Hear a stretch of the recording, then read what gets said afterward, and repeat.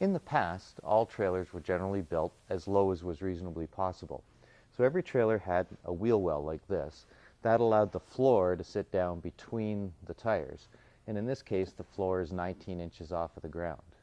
You may have noticed, though, that many trailers now are much taller. This particular one, the floor is 36 inches off the ground, so almost twice as high as the older one over here. At first glance, that height wouldn't seem to make a lot of sense because a taller trailer is going to take a lot more power to pull it through the air, the sidewall can catch a lot more crosswind, and the center of gravity is much higher. So these taller trailers aren't necessarily our favorite ones to tow around, especially on the racetrack. So why would anybody want a big, tall, gangly trailer to tow? Well, the reason is this massive interior space, and that's made possible by these large slide-outs that go all the way to the floor. These large slide-outs are what makes the height necessary. The bottom of this slide-out has to clear the top of this tire, so no wheel wells will work on this unit. Now, this modern lightweight trailer is still low and still has a slide-out because the slide-out is above the floor, but it's a much smaller slide-out. So you've decided you want all that space. You want a nice, big, roomy trailer. Then the question becomes, how are you going to tow this tall trailer safely and comfortably? Well, obviously you're going to start with a really great handling tow vehicle, something like this Mercedes GL. On this Mercedes, we've actually strengthened the hitch so that we can transfer weight effectively to the front wheels, and it's had the tire size optimized for towing.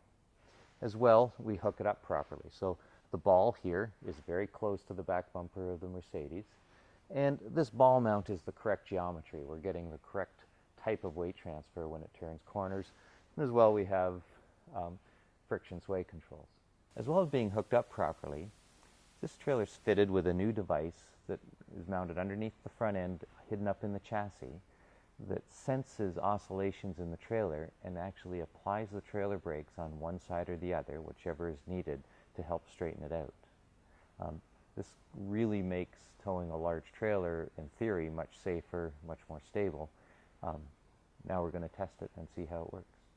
Fitted on the dash, we have two lights connected to the right and left trailer brakes that will tell us when the sway control system actually actuates. They light equally when the brakes are applied, as you see here. First of all, we wanted to see if it would actuate annoyingly when not necessary. So running smoothly through this 100-foot slalom course, the system never intruded. The trailer leans to the limit of its suspension travel, but tracks fine. This lane change test has 12-foot lanes with a 50-foot opening. On exiting the lane change, the system briefly actuated the right-hand trailer brake. Here we take the unit out on the unstructured portion of the track and try and get it out of shape. This is accomplished by whipping the wheel aggressively one way and then whipping it back before the trailer completely changes direction. Normally this maneuver can cause any trailer to sway, but a tall trailer like this can become quite uncontrollable. As boring as it looks from the outside, inside the Mercedes, the cameraman could not hold his camera still due to the violence of the maneuver. Here you can see the lights alternating as the system brakes one side of the trailer and then the other to control the side-to-side movement. On this lap, I tossed it around very violently, and you can see the trailer is kept completely in check by the automatic system.